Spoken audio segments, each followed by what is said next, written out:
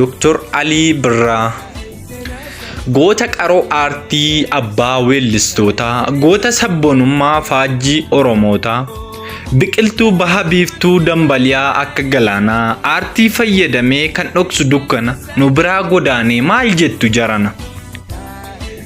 Dr. Alii Birraa walaloo ajaa'ibaa nama nuffisinneen, sagalee kiilolee dhagahameen quufneen, Oromummaa tolchee seenaa nu barreesse, sagalee kiiloleen gadqabee tarreesse, dhugaa golaa guuree addunyaatti ibse, saba Oromootiif seenaasaa dagaagse, fakkeenya nuuf ta'e Oromummaa faarsee.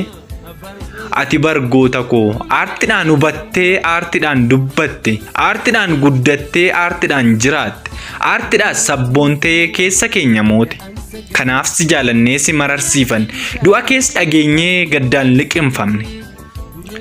Nutti tola ture osoo xinnoo turte, akka amala kee seenaa nutti himte, sagalee keessaniin osoo nuuf sirbite, miira nu miidhame walitti erbite. Nutti tola ture osoo doobsitee jaarraa dabalattee, guyyoota muraasa osoo nuuf jiraatte, garuu diddee deemte, godaansi keen gahe, nagaatti siin jedhe namni hundi nahee. Jiraatee du'eera, du'ees ni jiraata. Dr. Alii Birraa dhuguma inni goota. Onnee keenya keessa baraan nuuf jiraadhu, goota gootaan olii nagaadhaan boqadhu. Keenboon Rattaa 3/8/2022 Arsii Boqojjii. Dr. Alii Birraa si jaalalal mankee abbaa keenya. Dr.